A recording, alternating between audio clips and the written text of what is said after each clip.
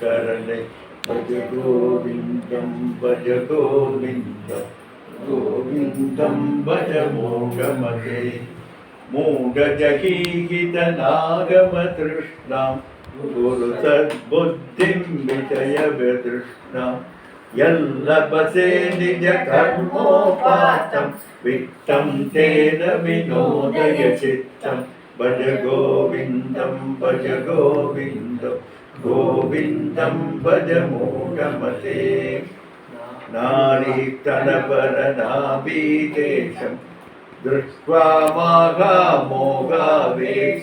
ये तन्मांसवसादिविकारं मनसि विचिन्तय वारं वारं भज गोविन्दं भज गोविन्दं गोविन्दं भज मूढमते नलिनीतलगत जलमधितरणं तत्त्वज्जीवितमतिशयशबलं विद्दिव्याद्यभिमानग्रस्तं लोकं शोकगतं समस्तं भज गोविन्दं भज गोविन्दं गोविन्दं भज मूढमते यावद्वित्तोपार्जनसक्तः तावन्निजपरिवारो रक्तः पश्चाज्जीवति सज्जनदेहे वार्तां कोऽपि न पृच्छति गेहे भज गोविन्दं भज गोविन्दं गोविन्दं भज मूढमते यावत् पवनो निवसति देहे तावत् पृच्छति कुशलं गेहे गतवति वायो देहाबाये भार्याभिप्यति तस्मिन् काये भज गोविन्दं भज गोविन्दं गोविन्दं भज मूढमते तरुणस्तावत् तरुणीसक्तः वृद्धस्तावत् चिन्तासक्तः परमे ब्रह्मणि कोऽपि न सक्तः भज गोविन्दं भज गोविन्दं गोविन्दं भज मूढमते कादे कान्ता कस्ते पुत्रः संसारोऽयमतीव विचित्रः कस्य त्वं वा कुत आयातः तत्त्वं चिन्तयदधिकं प्रातः भज गोविन्दं भज गोविन्दं गोविन्दं भज मूढमते सत्सङ्गत्वे निस्सङ्गत्वं निस्सङ्गत्वे निर्मोहत्वं निर्मोहत्वे निश्चलितत्वं निश्चलितत्वे जीवन्मुक्तिः भज गोविन्दं भज गोविन्दं गोविन्दं भज मूढमते वयसि गदे कामविकारः शुष्के नीरे कक्कासारः क्षीणे वित्ते कपरिवारः ज्ञाते तत्त्वे संसारः भज गोविन्दं भज गोविन्दं गोविन्दं भज मूढमते मा गुरुधन जन यौवन गर्वं परदिनिमेषात् कालः सर्वं मायामयमिदमखिलं हित्वा ब्रह्मपदं त्वं प्रविश विदित्वा भज गोविन्दं भज गोविन्दं गोविन्दं भज मूढमते विनयामिम्यौ सायं प्रातः शिशिरवसन्तौ पुनरायातः कालक्रीडति गच्छत्यायुः तदपि न मुञ्जत्यासवायुः भज गोविन्दं भज गोविन्दं गोविन्दं भज मूढमते काले कान्ता धनगतचिन्ता पातु न किं तव नास्ति निगन्ता त्रिजगति सज्जनसङ्गतिरेका महति भवानवतरणे नौका भज गोविन्दं भज गोविन्दं गोविन्दं भज मूढमते जटिलो मुण्डीलुञ्जितकेशः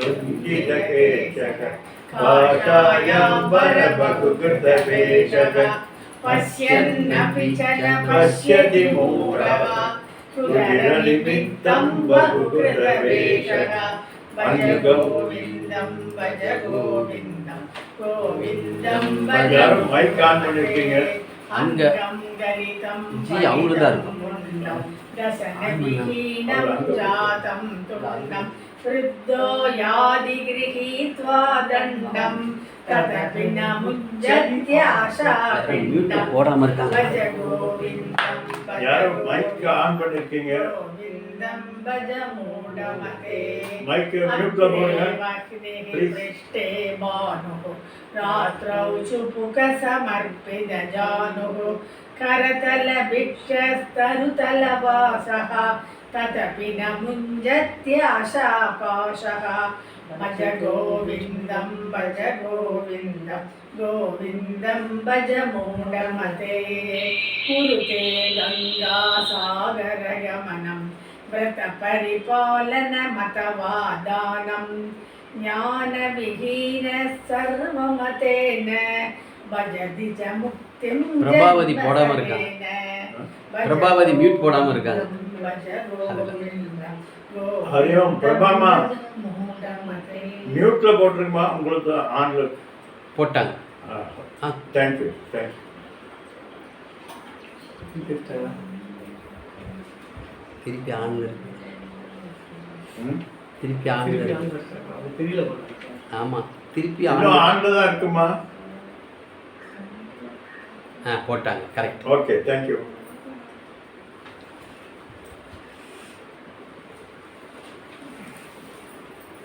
अग्रे वह्निः पृष्ठे भानुः रात्रौ सुभुगसमर्पितजानुः करदलभिक्षस्तरुदलवासा तदपि न मुञ्जत्याशापाशः भज गोविन्दं भज गोविन्दं गोविन्दं भज मूढमते.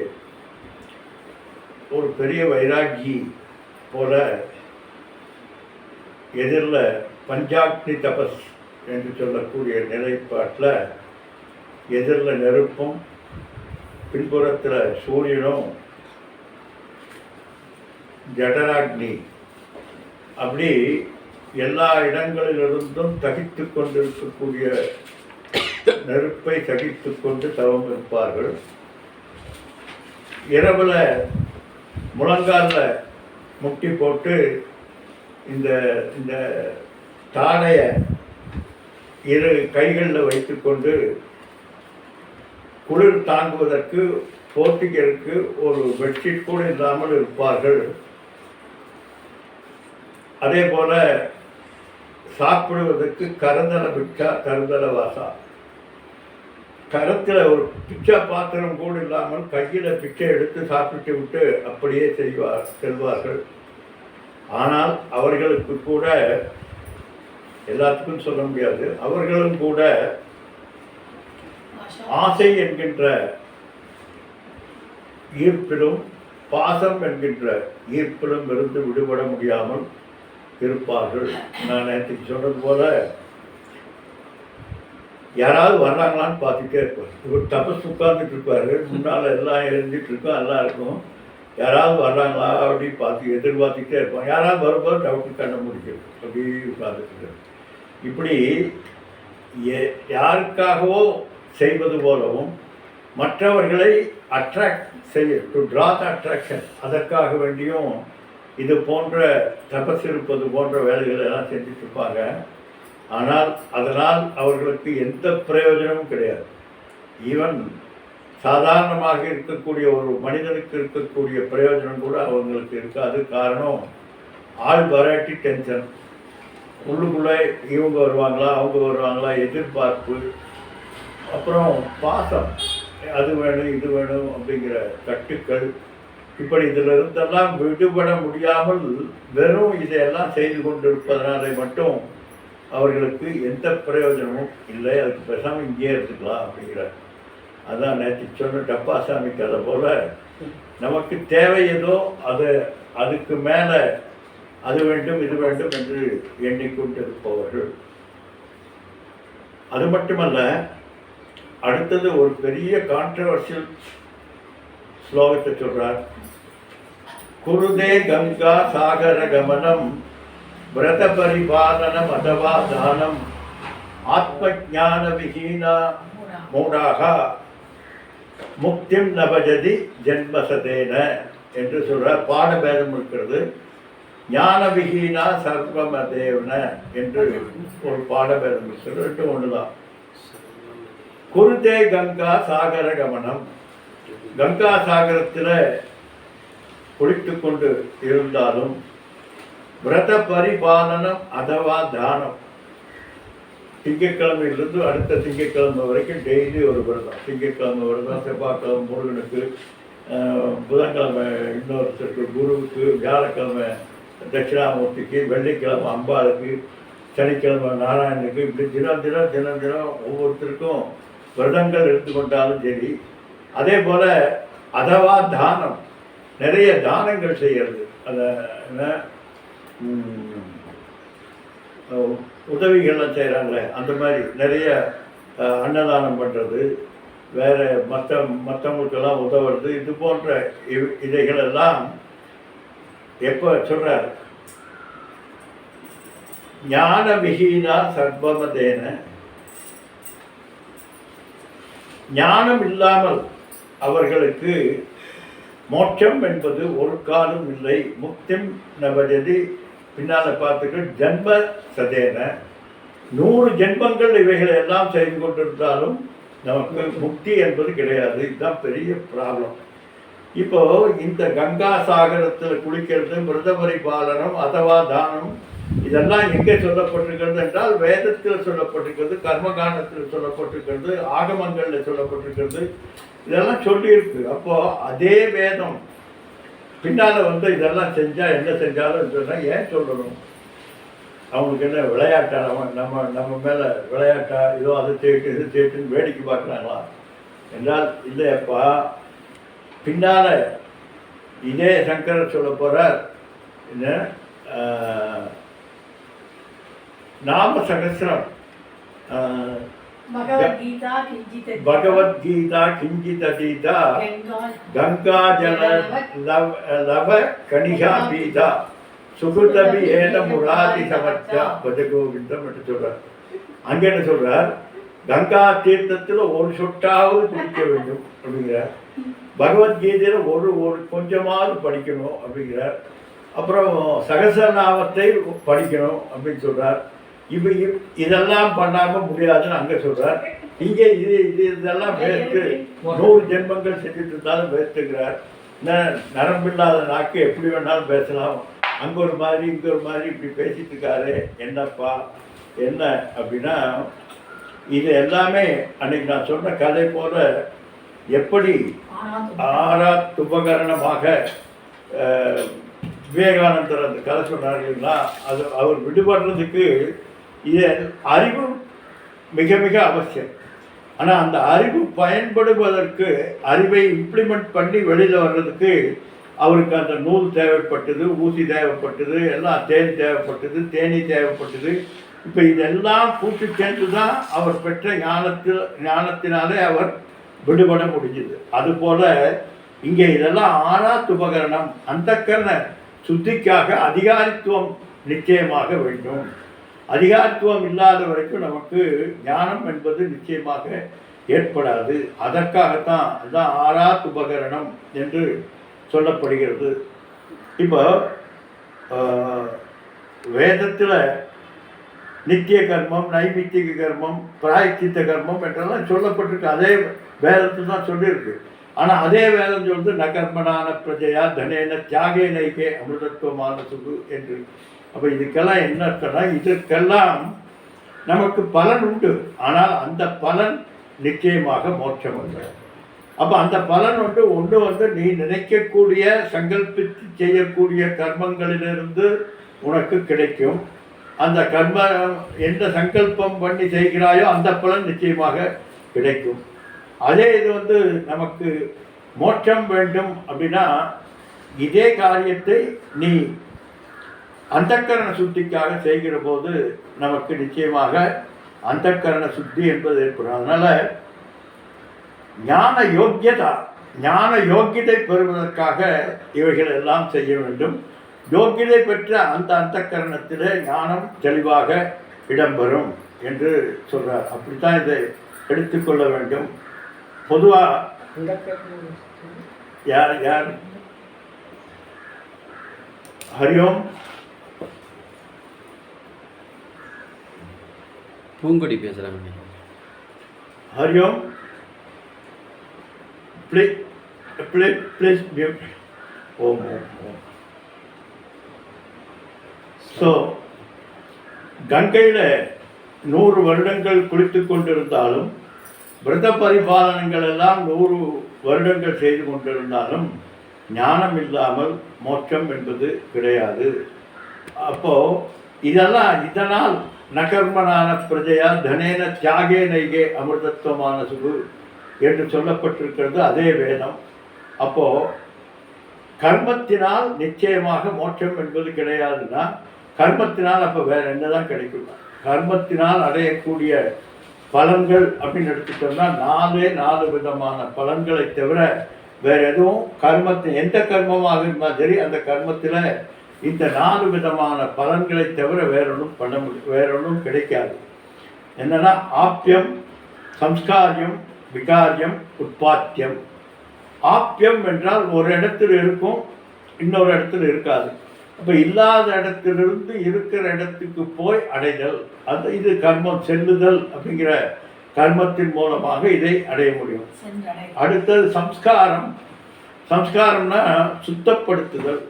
சுத்தப்படுத்துதல் அப்படிங்கிறது ஒரு அவயவங்கள் எதுக்கு இருக்குதோ அதை தான் சுத்தப்படுத்த முடியும். அவயவம் இல்லாத ஆகாசத்தை சுத்தப்படுத்த வேண்டிய அவசியம் இல்லை, காரணம் அழுக்கே ஆகாது. அதுபோல சைத்தன்ய ஸ்வரூபம் சித்த ஆகாசமாக எங்கும் வியாபித்திருக்கக்கூடியதுனால அதற்கு அழுக்கு ஏற்படுவதற்கு வாய்ப்பில்லை. அடுத்தது விகாரியம். விகாரியம்னா மாற்றி அமைப்பது. இப்போ ஒரு வீட்டில் ஜன்னலை தூக்கி அங்கே வைக்கிறோம், வாஸ்து பார்த்துட்டு இதை எடுத்து அங்கே வைக்கிறோம், அதை எடுத்து இங்கே வைக்கிறோம். அதுபோல் இது ஒரு விகாரியம் அப்படிங்கிறது ஒரு கர்மம். இந்த விகாரியங்கிற கர்மத்தினால நமக்கு மோட்சம் என்பது கிடைக்குமான? நிச்சயமாக கிடைக்காது. ஏனென்றால் ஆத்மா நித்திய சுத்த முக்த புத்தக. அதனால் எப்பொழுதும் நிலையாக இருக்கக்கூடிய ஒன்றில் இது அவசியம் இல்லை. அடுத்தது உற்பத்தியம். கர்மம் உற்பத்திங்கிற கர்மத்தை செய்யலாம். அந்த கர்மத்தின் மூலமாக ஆத்மாவை அடைய முடியுமா அப்படின்னா இல்லை. காரணம் அது பிறப்புக்கு ஜாயதே மிரியதே வா கதாஜிது. எப்பொழுதும் பிறப்பதும் இல்லை, பிறப்பிப்பதும் இல்லை. அதுதான் ஆத்மா. அதனால் இந்த 4 வகையான கர்மங்களினாலும் நீ மோட்சத்தை அடைய முடியாது. அந்த கர்மங்கள் காயேன வாச்சா மனசா 3 நிலை. அதுதான் இங்கே சொல்கிறார். காயேன குருதே கங்கா சாகர கவனம், விரத பரிபாலனம், அதுவா தியானம். அப்படி இவைகள் எல்லாமே இந்த கர்மத்துக்கு உட்பட்டது. கர்மத்தினால் அடையக்கூடியதல்ல மோட்சம். மோட்சம் என்பது எச்சத் பிராப்தம் தத்தத் அனித்யம் பிராப்தத்வாத்ம. மோட்சம் என்பது நித்தியமாக இருக்கக்கூடியது, ஆனால் அடையக்கூடியது என்பது தற்காலிகமாக, முதல் இல்லாமல் இருந்து மறுபடியும் அடைவது. அப்போ முதல்ல இருந்து எதெல்லாம் முதலில் இல்லாமல் இருந்து மறுபடியும் அடையப்படுகிறதோ அதெல்லாம் மறுபடியும் இல்லாமல் போய்விடும். இதுதான் நியதி. அப்படி இருக்கிறதுனால இந்த மோட்சம் என்பது இந்த கர்மங்களினால் ஆகாது. அப்போ இதெல்லாம் எதற்காக சொல்லியிருக்கிறது அப்படின்னா அந்த கரண சுத்திக்காக. நம்முடைய 3 விதமான தடைகள், அத்தியாத்ம, அதிபௌதிக, அதிதைவீக என்கின்ற 3 தடைகள் நமக்கு இருக்கிறது. இந்த 3 தடைகளை நீங்குவதற்காக இந்த கர்மங்களை எல்லாம் பூஜா போன்ற காரியங்களை எல்லாம் செய்தால் நமக்கு சரியாக இருக்கும். அடுத்தது சுரமந்திர தருமூல நிவாசக சையாபூதலமஜினம் போதக சர்வ பரிக்ரக போக தியாக கஸ்ய சுகம் ந கரோதி விராடக பஜ கோவிந்தம் பஜ கோவிந்தம் கோவிந்தம் பஜ மூடமதே.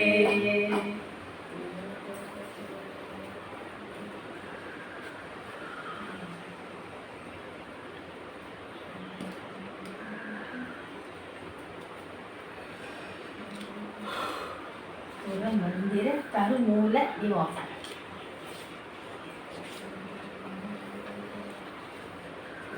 சுரமந்திர தரு மூல நிவாசக. ஒரு கோவில் இருக்கக்கூடிய மரத்துக்கடியில் ஒரு ஆள் உட்கார்ந்துட்டு இருக்கார். சையா பூதன பூ தரு மஜிதம் ஜனிதம் வாசக. அவர் மரத்துக்கடியில தான் எப்பவும் இருந்து கொண்டு இருக்கிறார். படுக்கிறது எங்கன்னா அங்கேயே தான், அதே மரத்துக்கடியிலே படுத்துக்கிறார். சர்வ பரிகிரக போக தியாக.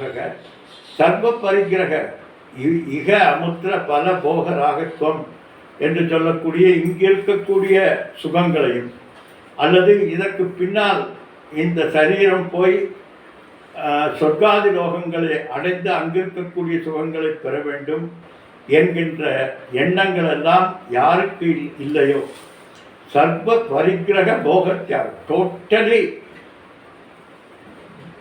அனுபவிக்க வேண்டும் என்கின்ற எண்ணத்திலிருந்து விடுபட்டவர்கள் அவர்கள் எங்கே இருக்கிறார்கள்? அவர்களுக்கு என்று வசிப்பதற்கு ஒரு வீடு கிடையாது. மூலம் தரோ கேவலமாசிரயந்தக பாணித்வயே போக்தும் அமசிரயந்தக கந்தாமிவ ஸ்ரீமதி குத்சயந்தக கௌபீன வந்த கலுபாக்கிய வந்தக என்று மூலம் தரோ கேவலமாசிரயந்தக. அவருக்கு இருக்கிறதுக்குன்னு இடமே கிடையாது.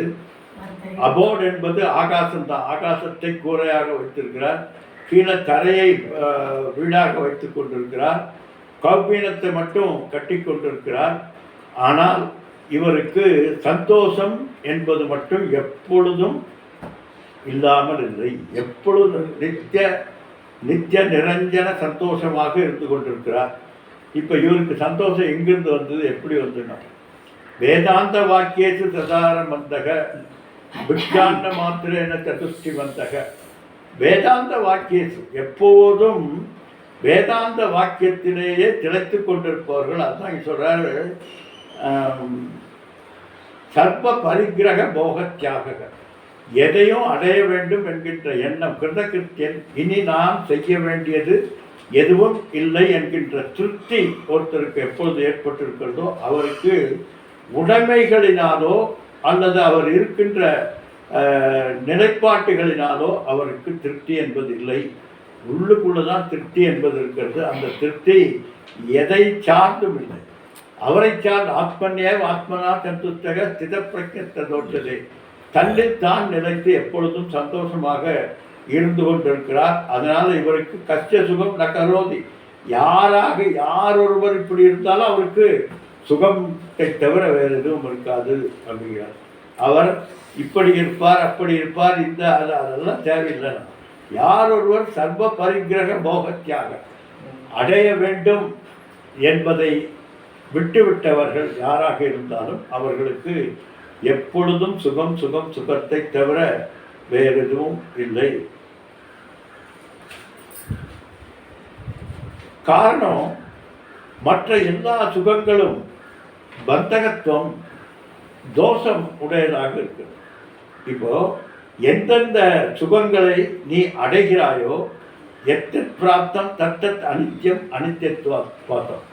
எதெல்லாம் அடைகிறாயோ அது அனித்தியமானது. காரணம், அடைவதற்கு முன்னால் அது இல்லை, அடைந்ததற்கு பின்னாலும் எவ்வளோ நாள் இருக்கும் சொல்ல முடியாது, போய்விடும். காரணம், அடைந்ததுனால. அது மட்டுமல்ல, எல்லா சுகங்களிலும் எல்லா விஷயங்களிலும் 3 விதமான தோஷங்கள் இருக்கிறது. ஒன்று பந்தகத்துவம். ஒரு விஷயத்தை நீ அனுபவித்து பார்த்துட்டீங்கன்னா மறுபடியும் அனுபவிக்க வேண்டும் என்கின்ற ஆசை தூண்டிக்கொண்டே இருக்குது. அதுதான் பந்தகத்துவம். கட்டிப்பு உள்ளாகிறார். எப்படி அந்த ஆற்றுல ஒரு பெரிய வெள்ளத்தில் ஒருத்தர் சிக்கிட்டு மெல்ல தப்பிச்சு வரலான்னு சொல்லி பார்க்குற போது ஒரு கம்பளி வருது. அந்த கம்பளியை பிடிச்சி இவர் எடுத்துடலாம், கம்பளி நமக்கு ஆகுமே அப்படின்னு சொல்லி எடுக்கலான்னு போனால் அது இவரை பிடிச்சி. அதுபோல இந்த சுகமெல்லாம் நாம் சுகம் என்று நினைத்து போய் பிடிச்சிட்டோம்னா அது நம்மை பிடித்துக் கொள்கிறது. அதுதான் பந்தகத்துவம். அடுத்தது துக்க மிஸ்ரிதத்துவம். இது நம்ம அடிக்கடி பார்த்துருக்கோம். கொக்கோ கோலா குடித்தா கூட சாமிஜி சொல்கிற மாதிரி பாட்டில் பார்த்தோம்னா துக்கம் வந்துடுது. ஆகா, தீர்ந்து போகுது. அதே போல் அதிருப்திகரம், எந்த ஒரு சுகமுமே அதிருப்தி என்பது தருவதில்லை. விஷயங்களினால் அடையக்கூடிய சுகங்களாக இருந்தாலும் சரி, யோகத்தினால் அடையக்கூடியதாக இருந்தாலும் சரி, இல்லை வித்தையினால் அடையக்கூடியதாக இருந்தாலும் சரி, எந்த ஒரு ஆனந்தமாக இருந்தாலும் அது எல்லாமே என்ன ஆகிறது, ஒரு குறிப்பிட்ட நிலைப்பாட்டுக்கு அப்புறம் இல்லாமல் போய்விடுகிறது. எனவே அது அதிருப்திகரமாக ஆகும். அப்புறம் அன்னைக்கு நான் சொன்னது போல் வடை சாப்பிடணும்னு ஆசைப்படுறோம். சரி, வடை சாப்பிட்டா முடிஞ்சு போயிடலாம் அப்படின்னா இல்லை, தயிர் வடையாக பண்ணால் பரவாயில்ல, ரச வடையாக பண்ணால் பரவாயில்ல, சாம்பார் வடையாக பண்ணால், மெது வடையாக பண்ணால் பரவாயில்ல. அப்படி டிசைனாக கவுட்டியாக பிரியும். இப்படி அனுபவித்து பார்க்கலாம், அப்படி அனுபவித்து பார்க்கலாம் என்று அந்த அனுபவம் நம்மை பந்தகத்திலே தான் முடிகிறது. திருப்திகரம் என்பது இல்லை. அப்போ இதுக்கு என்ன பண்ணணும்னா, இதெல்லாம் இவ்வளோதாப்பா, இந்த தோஷம் உடையது தான் நீ அனுபவிக்கக்கூடிய அத்தனை அனுபவங்களும், அத்தனை அனுபவ சுகங்களும் என்று யார் ஒருவர் அதிலிருந்து விடுபடுகிறாரோ அவருக்கு சர்வ பரிகிரக போகத்தியாக, சர்வபோக பரிகிரகம், எந்த ஒரு ஆசை அடைய வேண்டும் என்கின்ற ஆசை இல்லை. காரணம் அவருக்கு கிருத்தகிருத்தியன், எதை செய்ய வேண்டுமோ அதை செய்து முடித்தவராக இருக்கிறார். அப்படி இருக்கிறவர் எப்படி இருப்பார்? சிதப்பிரஜ லட்சணம் என்ன அப்படின்னு கேட்டார். அவர் சொல்றார், யோகரதோபா போகரதோபா சங்கரதோபா சங்கதிகீலக பிரம்மணி ரமதே சித்தம் நந்ததி நந்ததி நந்ததேவ பஜ கோவிந்தம் பஜ கோவிந்தம் கோவிந்தம் பஜ மூடமதே. அவர் அப்படிப்பட்ட அத்துணை போகத்தை அனுபவிக்க வேண்டும் என்கின்ற எண்ணத்தை விட்டவர், அதாவது தெளிவான நிலைப்பாடு உடையவர். அவர் எதையும் அனுபவிக்க மாட்டாரா? ஏன்னா அவர் தான் எதையும் அனுபவிக்க வேண்டும் என்கின்ற அவாவை விடுத்தவர். அப்போ அவர் அனுபவிக்க மாட்டாரா அப்படின்னா இல்லைப்பா, அனுபவிப்பார், ஆனால் அதில் கட்டுண்டு கிடக்க மாட்டார். சின்மயானந்தி சொன்னது மாதிரி, ஏயா நீ சன்னியாசியாக இருக்கிறீங்க, ஏரோப்ளேனில் போகிறீங்களான்னு கேட்டார். அவர் சொன்னார், இன்னும் ராக்கெட்டு பேசஞ்சரை ஏற்றிட்டு போகிறதில்ல, அதனால நான் இதில் போகிறேன், அதில் தான் அதில் போகிறேன் அப்படின்னு. எந்த சுகமாக இருந்தாலும் அனுபவித்துக் கொள்வது, நமக்கு தேவையானவைகளை பெற்றுக்கொள்வதில் தப்பு கிடையாது. ஆனால் அது நம்மை பந்தப்படுத்தி விடக்கூடாது. அது இல்லையே அப்படிங்கிற ஒரு பந்தத்துக்கு நாம் வந்து விடக்கூடாது, அல்லது இது வேண்டும் என்று தேடி போகக்கூடாது. எது என எதிர்ச்சா லாபத்தின் புஸ்தக, எந்த ஒரு எதிர்பார்ப்பும் இல்லாமல் நம்முடைய பூர்வ ஜென்ம கர்மத்தின் பலனாக எது வந்தாலும் அதை சுகமாக ஏற்றுக்கொள்ளலாம்.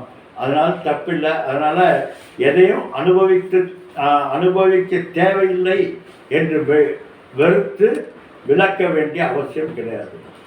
அன்றைக்கி நான் சொன்னது போல் பணம் என்பது நமக்கு துக்கத்தை தரக்கூடியது தான், இல்லை என்று சொல்லவில்லை, துக்கத்தை தரக்கூடியது. ஆனால் அதே பணம் எப்போ துக்கம் தருகிறது? அதிகமாக பேராசை வர்றபோது தான் துக்கமாகும். அதே பணம் அவசியம் எப்போ சாப்பிட்றதுக்கு வேணும், தேவைகளுக்கு, அன்றாட தேவைகளுக்கு நிச்சயமாக தேவை. ஆனால் அந்த நிலையோடு அதை நிறுத்தி கொண்டால் அது சுகம். நம்ம என்ன பண்ணுறோம், சூப்பர் இம்போஸ், இல்லாத ஒன்றை அதன் மேல் ஏற்றி பார்க்கிறோம். அந்த பணம் நமக்கு பதவியை தரும், அந்த பணம் நமக்கு செக்யூரிட்டி தரும், பயத்தை போக்கும் என்றெல்லாம் நினைத்து கொண்டிருந்தால் அதுதான் நமக்கு ப்ராப்ளமாக ஆகிறது. அதுதான் சொல்கிறார். அப்போது அந்த நிலையில் அப்ஜெக்டிவ்லி எதுவாக இருந்தாலும் இருப்பதை இருக்கின்றபடி பார்த்தால் எந்த விதமான ப்ராப்ளமும் நமக்கு இல்லை. அதற்கு மேலே நம்ம சூப்பர் இம்போஸ் பண்ணுறோம். எப்படி சூப்பர் இம்போஸ் பண்ணுறோம்? ஒரு ஒரு ஒரு அம்மாவுக்கு ஒரு சின்ன பிரச்சனை வந்து, பணப்பிரச்சனை. உடனே அந்த அம்மா என்ன பண்ணுறாங்க, தன்கிட்ட இருக்கக்கூடிய மோதிரத்தை கொண்டு போய் கடையில் கொண்டு போய் விற்கலான்னு போகிறார். அப்படி போகிற போது அந்த கடைக்காரனை எடை போடுறார். எடை போட்டுட்டு இவ்வளோ பணம் கொடுக்குறேன்னு சொல்கிறார். இந்த அம்மா சொல்கிறாங்க, இது என்னோட மேரேஜ் ரிங்கு, என்னுடைய கல்யாணத்துக்காக நான் பண்ணின ரிங்கு, அதனால் கொஞ்சம் சேர்த்து கொடுங்க அப்படின்னா அவர் என்ன சொல்லுவார், அது கல்யாணத்துக்கு பணம் தரலாம் சரி, கருமாதுக்கு பணம் தரலாம் சரி, எனக்கு தேவை எடை. எத்தனை கிராம் இருக்குதோ அதுதானே தவிர தங்கத்தை மட்டும்தான் நான் பார்ப்பேனே தவிர அதுக்கு மேலே எதுவும் இல்லை. அதுபோல் நாமும் இருப்பதை இருக்கின்றபடி பார்த்தால் பிரச்சனை இல்லை. சூப்பர் இம்போஸ் பண்ண அது மேல் வேல்யூ ஆடட் நிறைய அது இருக்கிறது இது இருக்கிறது என்று எதாக இருந்தாலும் சரி, எதை மண்ணாசை பெண்ணாசை பொன்னாசை எல்லாமே எப்போது வருகிறது என்றால் இல்லாத ஒன்றை இருப்பதாக ஏற்றி பார்ப்பதனால் வரக்கூடியது. அதுதான் இந்த ப்ராப்ளம்.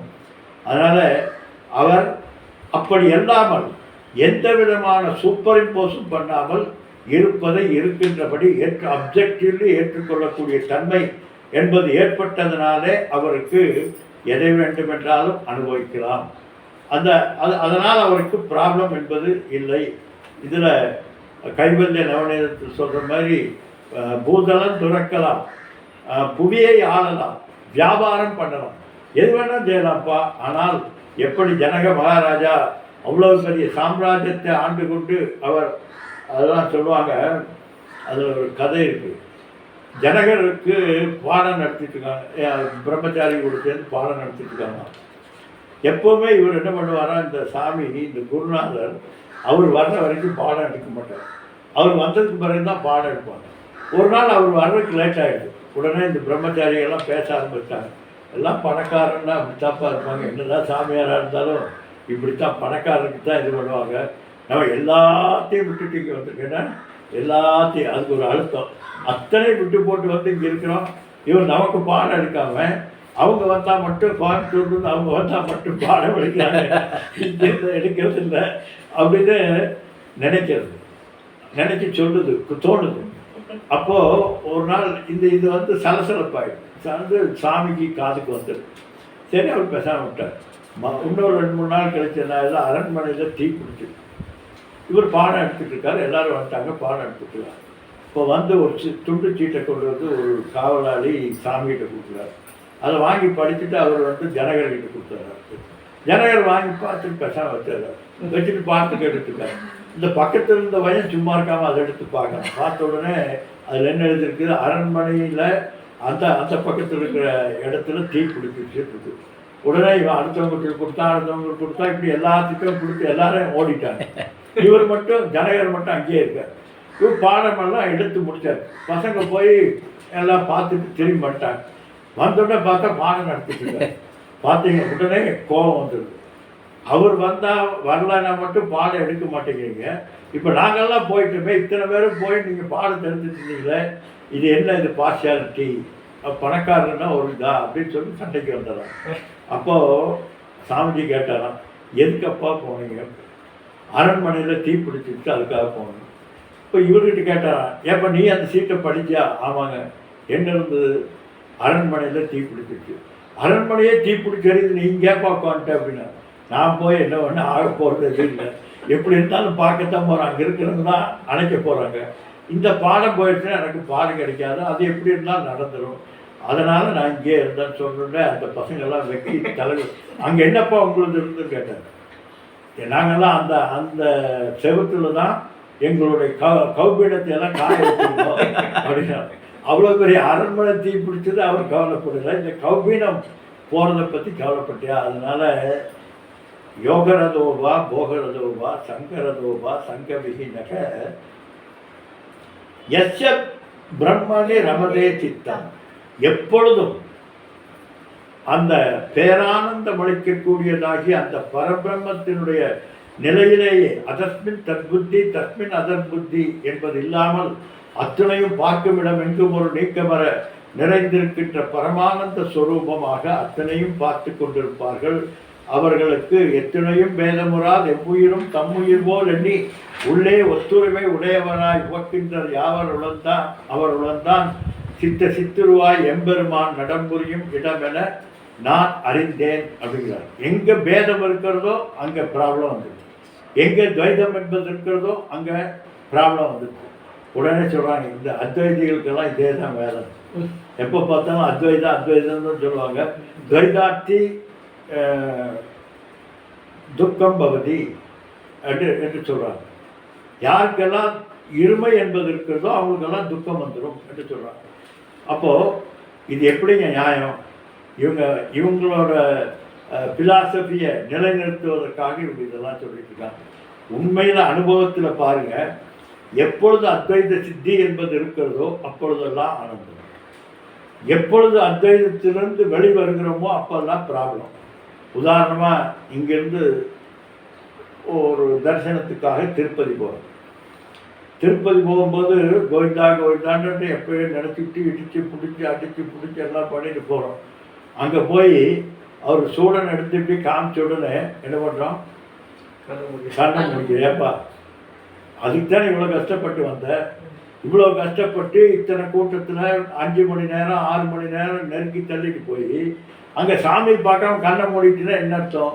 அப்போ இயற்கையிலேயே பகவானோடு இணைந்திருக்கக்கூடிய தன்மையில் தான் பேரானந்தம் இருக்கிறது என்பதை இயற்கையிலேயே நம்ம தெரிஞ்சிருக்கோம். அப்போது எங்கெங்கெல்லாம் துவைதம் என்பது இருக்கிறதோ அங்கெல்லாம் நமக்கு துக்கம் என்பது இருக்கிறது. ஆனால் இவருடைய சிந்தனை எப்பொழுது இருக்கிறது? ரமதே சித்தம் பிரம்மணி, எல்லாத்தையும் பரபிரம்ம ஸ்வரூபமாக அனைத்திலும் தன்னையும் தன்னில் அனைத்தையும் பார்ப்பவர். அதனால் இவருக்கு நந்ததி நந்ததி நந்தத்தேவ, எப்பொழுதும் பரபிரம்ம ஸ்வரூபத்தினுடைய புரிதல், பரபிரம்ம ஸ்வரூபத்தினுடைய தன்மை எப்பொழுதும் இவரோட மனதில் இருக்கும்னா பிரம்மன் பிரம்மன் பிரம்மன் பிரம்மன் இல்லை. எது எது நித்தியம் எது அனித்தியம் என்று நாசதோ வித்தியதே பாவக நாபாவோ வித்தியதே சதக உபயோரபிஜித்தோந்தக துணையோ தத்துவதர்சி. யார் தத்துவதர்சி என்றால் யார் உண்மையை அறிந்த ஞானி என்றால் எது நிலையானது எது நிலையில்லாதது என்பதை புரிந்து கொண்டவர் அவர்தான் ஞானி. அதனால் நிலையில்லாததை வெறுக்க வேண்டிய அவசியம் இல்லை. நந்ததி நந்ததி நந்தத்தேவை, நிலையில்லாதது அதோட தன்மையை அறிந்துவிடும், அவ்வளோதானே தவிர அதை வெறுக்க வேண்டிய அவசியம் இல்லை. அதான் எஸ்ய பிரம்மணி ரமதே சித்தம் நந்ததி நந்ததி நந்தத்தேவ பஜகோவிந்தம் பஜகோவிந்தம். அடுத்தது வந்துட்டார் நம்ம பகவத்கீதா கிஞ்சிதீதா கங்கா ஜலநவ கணிகா பீதா சுகிருதபியேன முராரி சமர்ச்ச பிரியதே தஸ்ய யமேன சச்சா பஜ கோவிந்தம் கோவிந்தம் பஜ மூடமதே. பகவத்கீதா கிஞ்சித் அதீதா, இது எல்லாமே ப்ராப்ளம் தான். இன்னும் சரியாக புரிஞ்சுக்கட்டி எல்லாமே ப்ராப்ளம் தான். கங்கா ஜலநவ கணிகா லவ ஜலம் கணிகா பீதா சுகிருதபி ஏன முராரி சமர்ச்சா கிரியதே தஸ்ய யமேன ந சர்ச்சா. யமனிடம் வாதத்துக்கே இடம் இல்லையா, இவனை கொண்டுட்டு போகணும் இவனை எடுத்துட்டு போகணும் என்கின்ற பேச்சுக்கே இடமில்லை. எப்போ? பகவத்கீதா கிஞ்சித தீதா பார்த்தாய பிரதிபோதிதாம் பகவதா நாராயணேன ஸ்வயம் வியாசேன கிரதிதாம் புராணமுனியா வந்தே மகாபாரதம். கிஞ்சித் அதீதா படிக்க பகவத்கீதை. ஆமாம், எவனோட இதிலிருந்து விடுபட. ஆமாம், இதுதான் ஏன் ப்ராப்ளம். கிஞ்சித் அதீதானா அதில் இருக்கக்கூடிய விஷயத்தை புரிந்து கொள்ளுதல். கொஞ்சமாவது புரிஞ்சுக்கிட்டாலே போதுங்கிறார். பூரா புரிய வேண்டிய அவசியம் இல்லை. காரணம் அது பெரிய கடல். அதனுடைய எசன்ஸ், பகவத்கீதையினுடைய எசன்ஸை நீ தெரிந்து கொண்டால் போதும் அப்படின்னு தான் சொல்கிறாரே தவிர ஒரு அத்தியாயம் எங்கேயாவது ஞான யஜ்யம் நடக்கும். அங்கே போய் சாமிஜி சொல்வார், சின்மயானந்தி சொல்வார், ஒரு அத்தியாயத்தை முடிச்சுடுவார். முடிச்சுட்டு சரி நீங்கள் எல்லாம் படித்தாச்சு போயிட்டு வாங்க, இனி போதுன்னு போயிடக்கூடாது, இனி இதற்கு மேலே நான் நடத்துகிற கோர்ஸில் வந்து படிச்சுப்பேன்னா சரியாகும்னு சொல்லுவாங்க. அதுபோல் ஒரு கீதா ஞான எக்ஸாம் போயிட்டு வந்தால் நான் கீதை படிச்சுட்டேன். அப்புறம் ஒரு உபநிஷத் கிளாஸுக்கு போயிட்டு வந்துட்டு நான் அந்த கடோபனிஷத் முடிச்சிட்டேன், இந்த முண்டக உபநிஷத் முடிச்சிட்டேன். ஒரு 10 நாளில் 3 மாத கேம்ப்பு. இந்த 3 மாத கேம்பில் 10 உபநிஷத்துக்களும் பகவத்கீதை எல்லாம் சொல்லி முடிச்சாச்சு. நான் எல்லாம் பிரஸ்தானத்திரயத்தை முடிச்சாச்சு. நான் ப்ராப்ளம் அப்பா, அந்த வார்த்தை கூட தெரியாது. இந்த 3 மாதத்தில் இந்த வார்த்தைகளை கூட நீ புரிந்து கொள்ள முடியாது. இங்கே கிஞ்சித் அதீதா என்று சொல்வது எசென்சியலி பகவத்கீதை என்ன சொல்கிறது என்பதை நீ தெரிந்திருக்க வேண்டும். அதுதான். அடுத்தது கங்கா ஜலநவ கணிகா பீதா. கங்கையினுடைய ஜலத்தை ஒரு சொட்டாவது நீ உட்கொள்ள வேண்டும். முன்னால் என்ன சொன்னார்? என 100 வருடங்கள் கங்கையில் குளித்து கொண்டிருந்தாலும் உனக்கு இது கிடையாது, முக்தி கிடையாதுங்கிறார். இங்கே ஒரு சொட்டு குடித்தாலே போதுங்கிறார். இது என்ன அர்த்தம்? அப்போ இங்கே இருக்க கான்ட்ரவர்சியாக இருக்கிறது என்றால் என்னுடைய அந்தக்கரணம். இந்த ஒரு கதை, ஒரு ஒரு குழந்தை இறந்துருது. அந்த அம்மா அந்த குழந்தைய தூக்கிட்டு போய் என்ன பண்ணுறது எல்லாத்துக்கும் ஓடி ஓடி கேட்குறேன். அப்போ ஒரு முனிவர் சொல்கிறாரா, கங்கை கரையில் போய் உட்காந்துக்க. கங்கையில் குளிச்சுட்டு பாவம் எல்லாம் விட்டுட்டு யார் ஒருவர் வர்றாரோ அவர் இந்த குழந்தையை தொட்டால் குழந்தை உயிர் வந்துடும், நீ போன்னு சொல்கிறாரோ. இந்த அம்மா போய் கங்கை கரையில் உட்காந்துட்டு எல்லாம் குளிச்சுட்டு வரணும்ட்டு எல்லாம் கொடுத்துட்டு பார்த்தா எல்லாம் உயிர் வரல. அப்போ உடனே அந்த அம்மா கோபம் வந்து போய் அந்த சாமியார்கிட்ட, ஏன் சாமி பொய் சொன்னீங்களே, நான் இப்படி வந்து இருந்தேனே அப்படின்னா, இல்லைம்மா நீ இங்கே வா அப்படின்னு கூட்டிகிட்டு போனேன். கூட்டிகிட்டு போய் அங்கே ஒரு பிராமணர், ஒரு நல்ல ஒரு ஆத்மா குளிச்சுட்டு மேலே வர்றாராம். அவர்கிட்ட போனோடனே அவர் இந்த குழந்தையை தொட்டார். அவங்க அவர்கிட்ட கேட்டாங்களாம், இப்போ எதுக்கு கங்கையில் குளிச்சிங்க அப்படின்னு. அப்போ அவர் சொன்னாரா, நான் கங்கையில் மூழ்கினால் என்னுடைய பாவங்கள் எல்லாம் போய்விடும், அதற்காக நான் கங்கையில் குளித்தேன். அந்த நம்பிக்கையோடு வந்தாங்க. அவங்கெல்லாம் குளிச்சு இந்த கேள்விப்பட்டிருக்காங்களே தவிர நம்பிக்கை கிடையாது. அந்த நம்பிக்கை இல்லாமல் அவர்கள் குளித்ததுனால எப்போ தண்ணிக்குள்ளே கங்கைக்குள்ளே மூழ்கிறார்களோ அப்போ அந்த பாவமெல்லாம் போய் மரத்தில் உட்காந்துக்குமா. எந்திரிச்சு வெளியே வந்தோடனே இவன் தலையில் உட்காந்துக்கும். எப்படி அந்த விக்ரமாதித்ய மாதிரி வந்து உட்காந்துக்கும். காரணம் என்னன்னா அந்த ஆட்டிடியூட் கிடையாது, உண்மையான ஸ்ரத்தை என்பது இல்லை. அதனால ஸ்ரத்தையோடு நீ அந்த கங்கை நீரை ஒரு சொட்டு குடித்தாலும் சரி, அதே போல பகவத்கீதையினுடைய எசென்சியலை தெரிந்து கொண்டாலும் சரி, சுகிருதபி ஏன முராரி சமர்ச்சா. முராரி என்று சொல்லக்கூடிய முராரி, மோட்சத்தை யார் அளிக்கிறாரோ அவருக்கு பேர் முராரி. அப்படிப்பட்ட அவரை நீ 1000 நாமங்கள் சொல்லி ஜபம் செய்தால் நல்லதுங்கிறார். இந்த ஜபம் என்பது எதுக்கு நம்ம முன்னாலே பார்த்துருக்கோம், மனது என்பது அலைவாய்ந்து கொண்டிருக்கக்கூடியது. அதனால தான் ஜபத்துக்கு ஒரு ஸ்பேன் ஆஃப் டைம் வச்சுருக்காங்க. ஒரு 108 முறை சொல்லணும். ஏன்னா நம்முடைய மனது 3 நிலைகளில் வேலை செய்கிறது. இந்த 3 நிலைகள் உள்மனம், மேல்மனம், ஆழ்மனம் என்கின்ற 3லும் இந்த ஜபத்தினுடைய தன்மையானது வியாபிக்க வேண்டும். அப்படிங்கிறதுக்காக தான் ஒரு குறிப்பிட்ட நேரம் வரைக்கும் தொடர்ச்சியாக அந்த ஜபத்தை செய்ய வேண்டும் என்று சொல்லியிருக்கார். அப்படி செய்யும்போது என்ன ஆகுதுன்னா, நம்முடைய மனதில் தொடர்ச்சியாக எழுந்து கொண்டிருக்கக்கூடிய எண்ண அலைகளிலே ஒரு கேப் கிடைக்கிறது. எப்படி ஓம் நம சிவாய, ஓம் நம சிவாய, ஓம் நம சிவாய சொல்லும்போது என்னுடைய வினைப்பயனினாலும் என்னுடைய வாசனைகளினாலும் என்னுடைய மனதில் என்ன எழும் என்பது எனக்கு தெரியாது. அடுத்து நீங்கள் என்ன யோசனை பண்ணுவீங்க சொல்லுங்க. அடுத்து உங்கள் மனசில் என்ன உதிக்கும் தெரியாது. காரணம் என்னன்னா நம் வசம் இல்லை, அது பரவசமாக இருக்கு. அப்போது இப்படி நம்பசமாக இல்லாத அந்த மனதை தொடர்ச்சியாக ஒரே நாமத்தை பற்றி சொல்லிக் கொண்டிருக்கிற போது அந்த மற்ற விஷயங்கள் உள்ளே வராமல் அந்த நாமம் மட்டுமே வியாபித்திருக்கிறது. அந்த நாமம் மட்டுமே வியாபித்திருக்கிற போது வேறு எண்ணங்கள் இல்லாமல் அந்த நாமத்தினுடைய வியாபகம் மட்டும் இருக்கிற போது நீ ஒரு நாமத்துக்கும் இன்னொரு நாமத்துக்கும் இடையில ஒரு சின்ன கேப் கொடுத்தோம்னா அப்போ விஷயம் இல்லாத மனது என்பது நீ அறிய முடியும். அதுதான் உன்னுடைய சொரூபம். எந்த விஷயத்தினாலும் ஆக்குப்பை ஆகாத விருத்தி என்பது அங்கே நமக்கு கிடைக்கிறது. அதுக்காக தான் ஜபம் செய்வது மிக மிக நல்லது. அதுலேயும் நிறைய விஷயங்கள் சொல்வார். ரமண மகரிஷி சொல்லும்போது சொல்லுவார், உச்சமந்ததக பூஜனம் ஜப காரியம் உத்தமம் அப்படிங்கிறார். பூஜை, ஜபம், தியானம் உத்தமம். தியானம் என்று 3 முறைப்படி உன்னுடைய மனதினுடைய பக்குவத்தை பொறுத்து செய்யலாம். அதில் ஜபம் செய்கிற போது உன்னுடைய மனது வெளியிலே அலைவாய்ந்து கொண்டிருக்கிற போது மிக மிக மோசமாக அலைவாய்ந்து கொண்டிருக்கிற போது சத்தமாக ஜபம் பண்ணால் அந்த மனது மறுபடியும் வந்து அதில் நிற்கும். அடுத்தது ஓரளவுக்கு நிம்மதியாக இருந்தால் மறுமறை ஓம் நம சிவாய ஓம் நம உனக்குள்ளே சொல்லிக்கொண்டால் அது சரியாகும். எப்போ கம்ப்ளீட்டாக டிஸ்டர்பன்ஸ் இல்லாமல் இருக்கிறதோ அப்போ தான் மனதுக்குள்ளேயே நாம் ஜபம் செய்வோம். இல்லாட்டி என்ன ஆகும்னா டிஸ்டர்பன்ஸாக இருக்கக்கூடிய மனதில் ஜபம் செய்ய ஆரம்பித்தால் 5 ஜபம் செய்யறதுக்கு முன்னால் 1000 ஜபம் பண்ணுற மாதிரி போர் அடிக்கும், அல்லது உள்ளுக்குள்ள ஒரு ப்ரெஷர் வரும்.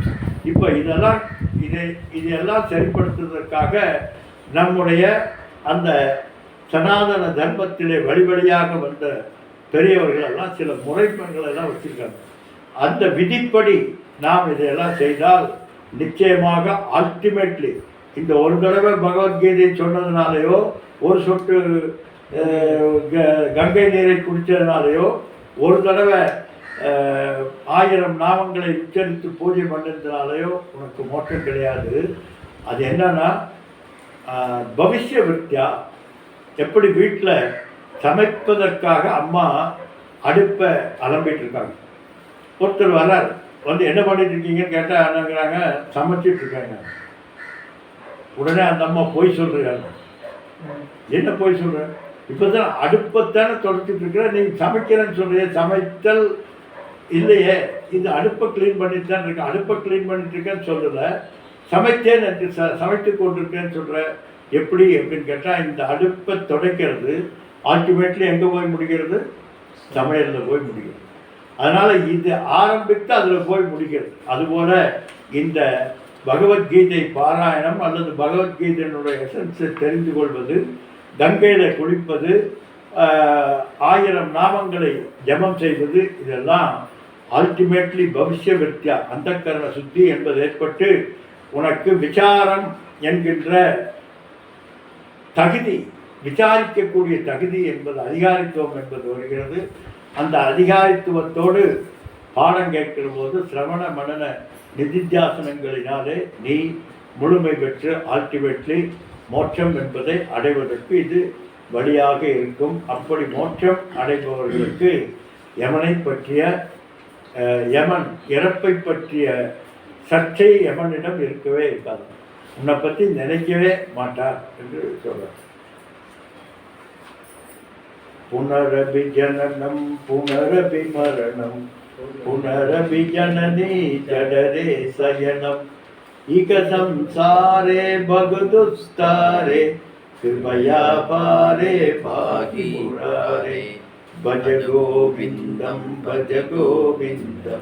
கோவிந்தம் பஜ மூடமதே.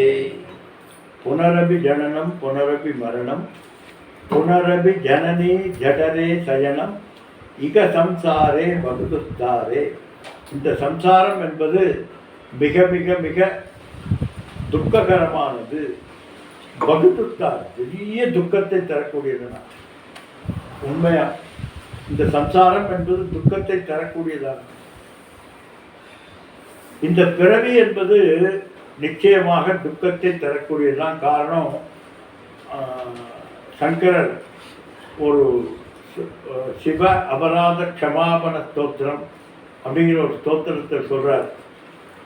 ஆதௌ கர்ம பிரசங்காத் கலயதி கலுஷம் மாத்ருகுஷ்டோத்திதம் மாம் விண்மூத்ராமேத்ய மத்தியே கொதயதி நதராம் ஜடரோ ஜாதவேதாக யத்யத்வை தத்ர துக்கம் வ்யதயதி நிதராம் சக்யதே கேன வக்தும் சந்தவ்யோ மே பராத சிவ சிவ சிவபோ ஸ்ரீ மகாதேவ சம்போ என்று சொல்றார். எப்போ ஆரம்பிக்கிறது துக்கம்? ஒரு ஜீவனுக்கு துக்கம் என்பது எப்போ ஆரம்பிக்கிறது? எப்போ உனக்கு பிறவி என்பது நிர்ணயிக்கப்பட்டதோ அப்பொழுது துக்கம். எப்படின்னா, ஆதோ கர்ம பிரசங்கா கலையதிகளுச்சம் மாத்திருகுஷ்டோத்திதம்மா. அம்மாவினுடைய கர்ப்பப்பையை நீ எப்போ போய் அடைகிறாயோ அப்போவே துக்கம் வந்துருக்கு. ஏன் இருட்டுன்னு கர்ப்பப்பை கர்ப்பவாசம்ங்கிறது மிக மிக கொடுமையானது. காரணம் உள்ளுக்குள்ளே இருட்டு, மூச்சு விட முடியாது.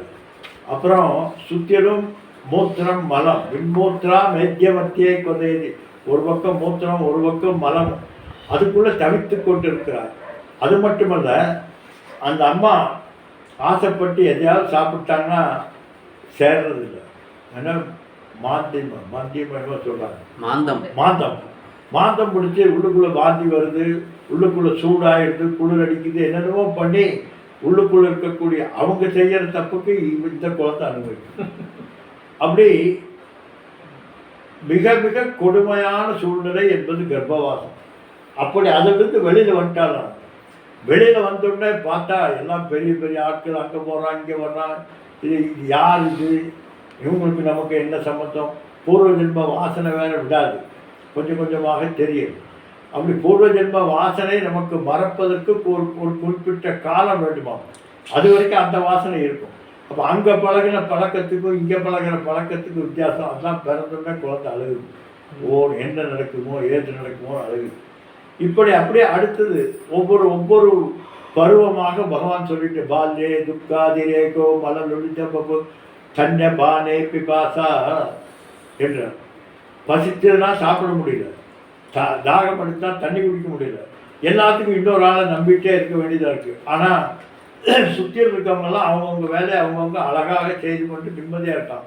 எனக்கு தான் இப்படின்னு ஒரு இன்ஃபீரியாரிட்டி காம்ப்ளெக்ஸ் ஆனது உள்ளுக்குள்ளே அந்த சைல்ட்ஹுட் ப்ராப்ளம் என்று சொல்லக்கூடியது வளர்கிறது.